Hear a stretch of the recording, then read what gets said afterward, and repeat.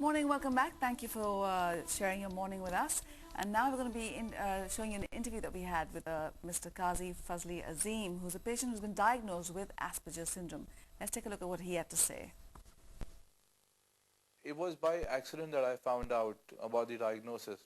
The reason being that even now doctors across the country, very few have an idea what it is.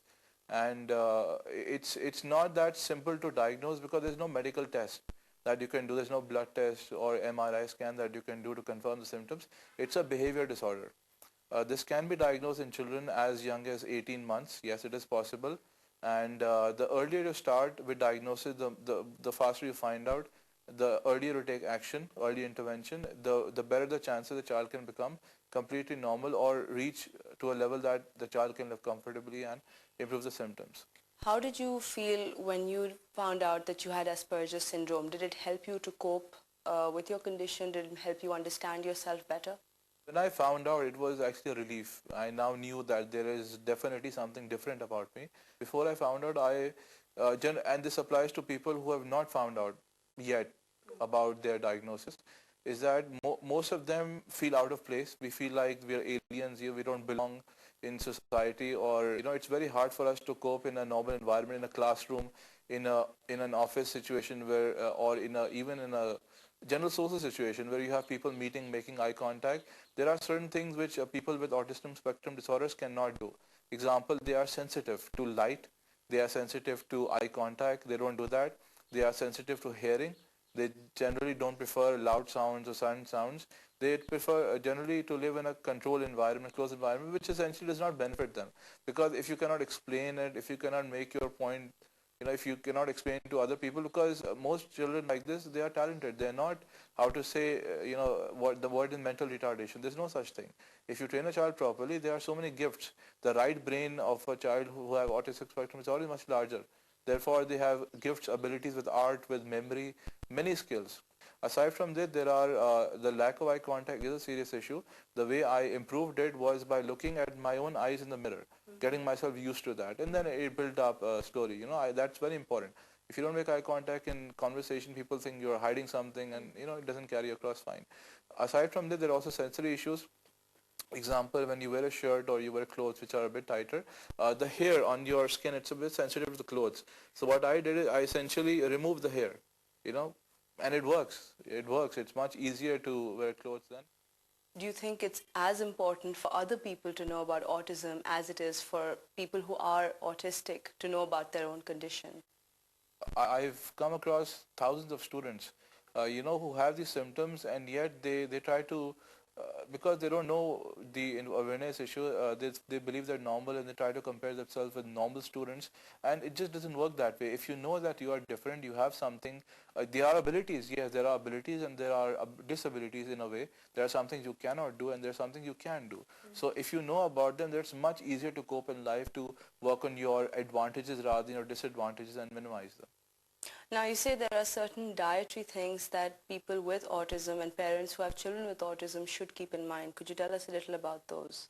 Well, there are many ways. One of them I would recommend is the GFCF diet, gluten-free, casein-free. That means you try to avoid foods with gluten or wheat. Try to avoid foods with general wheat in them. There are alternative foods available. Try to avoid foods with milk in them. Casein is a protein component of milk. Both of these will increase the symptoms. It won't be that good. So if you try to minimize your or modify your diet in a certain way, there are foods available now in Pakistan. How do you deal with other people and circumstances on a day-to-day basis? What steps do you take to help you cope with these things? What happens is that if a person does not know what is going to happen, anxiety increases, and that's when the breakdown happens. Okay. Since I've seen so much television, I've seen what happens in an interview, I've seen programs, documentaries, I've seen you learn visually. Autistic people, they would learn more visually than by paper or by reading it, generally I'm saying. And so I knew already beforehand what is going to happen. So I prepared myself mentally that these are the questions that could have been asked and so on. And aside from the general interaction with people, I have business terms, I have clients, I work with them. I work with them in a very predefined way. They know what my limitations are. They know that I may not be able to come to their location. So I talk to them on the phone, they tell me what to do, and I deliver it to them by courier, or I give it to them, the print material. And as far as communication goes, it's much easier to communicate from the internet, email, fax, phone. These are much easier. Mobile phones, as far as going in person, talking to somebody, that's not that simple. As I understand, not everybody who has autism is as articulate or as comfortable with speaking as you are, because you have Asperger's syndrome. As an ambassador for people with autism, what would you like to tell other people to do to make them more comfortable and to help them adjust in society and to help society adjust to them?